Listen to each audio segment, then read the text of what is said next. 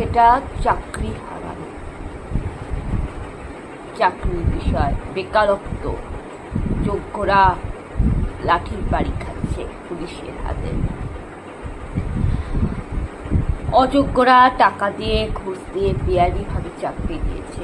26,000 panel বাতিল করেছে এসএসসির মামলায় সুপ্রিম কোর্ট 26,000 প্যানেল বাতিল করেছে। এর মধ্যে যোগ্য টিচাররাও আছে। জাস্টিস গাঙ্গুলি বলেছিলেন রাজ্য সরকারকে যে কারা অযোগ্য তাদের লিস্টটা দাও। পাবলিক শোনেনি। পাবলিক জাস্টিস গাঙ্গুলিকে নানা কথা বলেছেন। রাজ্য সরকারকে অনেক বছর সময় দেওয়া হয়েছিল, অনেক দিন সময় দেওয়া হয়েছিল, কিন্তু তিনি সেটা বের করতে পারেনি। আর এখন উনি বলছেন যে আমাকে আরো 2 মাস টাইম দিতে পারতো। আচ্ছা, আপনি বলুন তো, আপনাকে ধরুন আপনাকে 1 বছর সময় দেওয়া হলো, এবার 1 বছরে আপনি কিছু করতে পারলেন না, তখন তো ফাইনাল সিদ্ধান্ত নিতেই হবে। তাই সুপ্রিম কোর্ট তার জায়গায় ঠিক আছে।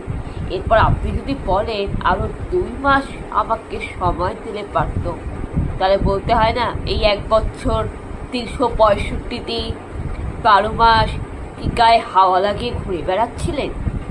এটাই তো আমার নাগরিকের প্রশ্ন, এটা তো আমজনতার প্রশ্ন যে রাজ্য সরকার কি এতদিন কি গায়ে হাওয়া লাগিয়ে ঘুরে বেড়াচ্ছিল? 1 বছর সময় দেওয়া হয়ে গেছে, তারপর আরো 2 বছর। তার মানে কি বুদ্ধিটা একটু কম আছে, তাই একটু লেটে কাজ করে, তাই এত বড় বছর সময় দেওয়ার পরে আরো সময়টা চান। তো সুপ্রিম কোর্ট যেটা রায় দিয়েছে, আমি সেই রায়কে 100% সমর্থন করি। কারণ দেখুন, একে তো আমাদের মতো বয়সী ছেলেমেয়েরা, আমার দাদা দিদিরা, আমার ভাই বোনেরা ভালো রেজাল্ট করে পাশ করে শিক্ষিত হয়ে রাস্তায় বসে আন্দোলন করছে, পুলিশের লাঠির বাড়ি খাচ্ছে। কেন? চাকরি যোগ্যতা থাকা সত্ত্বেও সরকার তাদের চাকরি দিচ্ছে না। এটা কেন? 2 নম্বর, যারা অযোগ্য অশিক্ষিত, যাদের যোগ্যতাই ছিল না, তারা টাকা দিয়ে ঘুষ দিয়ে অবৈধভাবে চাকরিটা পেয়ে গেল। এবারে চাকরির ক্ষেত্রে আপনি প্রাইভেট কোম্পানি আর সরকারি কোনো ভেদাভেদ খুঁজবেন না। সরকারি চাকরিতে নেতামন্ত্রীরা ঘুষ খেয়ে চাকরি বিক্রি করে, চাকরির দুর্নীতি করে যোগ্য শিক্ষিত মেধাবী ছেলেমেয়েদের রাস্তায় বসিয়েছে। যারা চাকরি পাওয়ার যোগ্য ছিল তারা রাস্তায় বসে আন্দোলন করছে, পুলিশের লাঠির বাড়ি খাচ্ছে। আর অযোগ্যদের কাছ থেকে সব কিছু কেড়ে নিয়েছে, মানে অযোগ্যদের কাছ থেকে জমি জমা ভিটে মাটি, অযোগ্যদের কাছ থেকে কিডনি কেড়ে নিয়েছে, সোনা গয়না তো সবই গরু ছাগল মোষ বিক্রি করে, মানে অযোগ্যদের দেউলিয়া করে দিয়েছে। যাকে বলে ভিখারি, দেউলিয়া বানিয়ে তাদের কাছ থেকে সব কিছু নিয়ে কি করেছে, হয় তাদের সাথে প্রতারণা করেছে। মানে এমন অনেক অযোগ্য মানুষ আছে যারা টাকা দিয়েছে কিন্তু চাকরি পায়নি। বিশ্বাসঘাতকতা, সরকারের নেতামন্ত্রীদের বিশ্বাসঘাতকতা, দুর্নীতি শিকার হয়েছে। আবার কিছু কিছু মানুষ রয়েছে যারা টাকা দিয়ে সরকারের দুর্নীতিকে সাপোর্ট করে, অন্যায় প্রতিবাদ না করে, আইন ভঙ্গ করে, আইনের বিরুদ্ধে গিয়ে, যেটা টাকা দিয়ে চাকরি বিক্রি, চাকরি কেনা অপরাধ, টাকা দিয়ে অবৈধভাবে চাকরিটা নিয়েছে,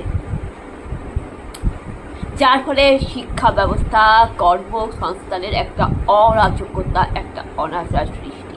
এটা গেল সরকারি চাকরির ক্ষেত্রে। বেসরকারি চাকরির ক্ষেত্রেও কিন্তু একই অবস্থা। বেসরকারি চাকরির ক্ষেত্রেও অনেক অযোগ্যরা টাকা দিয়ে ঘুষ দিয়ে কিন্তু চাকরি পায়। বেসরকারি চাকরিও কিন্তু কেনা বেচা হয়, বেসরকারি চাকরিও কিন্তু দুর্নীতি হয়। আর অনেক প্রাইভেট কোম্পানিতেও কিন্তু টাকা দিয়ে কিন্তু চাকরিটা নেওয়া হয়। মানে ভিআইপি থাকলে কোনো মন্ত্রী বা কোনো বিজনেসম্যান, কোনো শিল্পপতি বা কোনো চেনা পরিচিত মানুষ, মানে প্রাইভেট কোম্পানির বসের বা মালিকের যদি কোনো চেনা পরিচিত মানুষ থাকে বা প্রাইভেট কোম্পানির বস মালিকের যদি ডান হাত থাকে, ভিআইপি থাকে, সে কী করবে? তার কাছ থেকে টাকা নিয়ে তাকে চাকরিতে জয়েন করাবে। কিন্তু যারা যোগ্য মেধাবী তারা চাকরি পাবে না। আপনি কি ভাবছেন যে চাকরিতে দুর্নীতি, চাকরিতে কেলেঙ্কারি সরকারি চাকরিতে হয়? আপনি সেটা ভাবছেন তো? না, শুধু সরকারি চাকরিতে হয় তা না। হ্যাঁ, এটা ঠিক যে সরকারি চাকরির ক্ষেত্রে দুর্নীতি হয়, সরকারি চাকরির ক্ষেত্রে কেলেঙ্কারি হয়। আর টিভিতে নিউজে আমরা দেখছি যে যোগ্যরা সরকারি চাকরি পাচ্ছে না, যোগ্যরা বেকার রাস্তায় আন্দোলন করছে, আর অযোগ্যরা ঘুষ দিয়ে টাকা দিয়ে অবৈধভাবে চাকরিটা পেয়েছে। কিন্তু প্রাইভেট কোম্পানিতেও কিন্তু একই, মানে বস মালিকের যদি ডান হাত থাকে সে কিন্তু তাকেই খাতির করবে, তাকেই কিন্তু চাকরিটা দেওয়া হবে, হয় টাকা দিয়ে হোক বা ঘুষ দিয়ে, অথবা কোনো আন্তরিকতার পীড়িত ভালোবাসার ক্ষেত্রেও হোক, অথবা প্রিয়জন নারীর টানের ক্ষেত্রেও হোক, তাকেই কিন্তু ঠুকাবে। কিন্তু যারা অযোগ্য তারা পাবে না।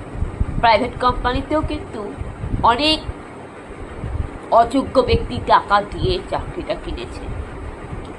বেসরকারি ক্ষেত্র একই অবস্থা। এইবারে আমরা মনে করি যে অনেক শিক্ষিত মেধাবী বেকার হয়ে বসে থাকা মানুষ প্রাইভেট কোম্পানিতে চলে গেছে। হ্যাঁ, এটা একদম সত্যি। কেউ রাস্তায় আন্দোলন করছে, এবার আন্দোলনের সাথে সাথে তারা কিন্তু বেকার হয়ে বসেনি। তাদের মধ্যে কেউ কেউ মেধাবী শিক্ষিত ট্যালেন্টেড ছেলেমেয়েরা প্রাইভেট কোম্পানিতে চলে গেছে। কেন গেছে প্রাইভেট কোম্পানিতে? কারণ সে সরকারি চাকরি পায়নি, সরকারের চাকরি নেই, সরকারের চাকরিতে দুর্নীতি। এই দুর্নীতি শিকার হয়ে, সমাজের অরাজকতার শিকার হয়ে, নেতামন্ত্রীদের সাথে প্রতারিত হয়ে, নেতামন্ত্রীদের বিশ্বাসঘাতকতা, প্রতারণার শিকার, ষড়যন্ত্রের শিকার, নেতামন্ত্রীদের নোংরা খেলার শিকার, অপমানিত লাঞ্ছিত হয়ে, সরকারের দুর্নীতির শিকার হয়ে, যেখানে টাকা দিয়ে সরকারি চাকরি কেনাবেচা হয়, যেখানে সরকারি চাকরিতে কোনো যোগ্যতা বিচার নেই, দক্ষতা বিচার নেই, সরকারি চাকরি অবৈধ বেআইনি পথে চলে যাচ্ছে, যেখানে সরকারি চাকরির জন্য ছেলেমেয়েরা বেকার, শিক্ষিত মেধাবী ছেলেমেয়েরা বেকার, তাদের মধ্যে সেই শিক্ষিত যোগ্য মেধাবী ট্যালেন্টের যোগ্য ছেলেমেয়েরা প্রাইভেট কোম্পানিতে জব করে। যারা প্রাইভেট কোম্পানিতে জব করে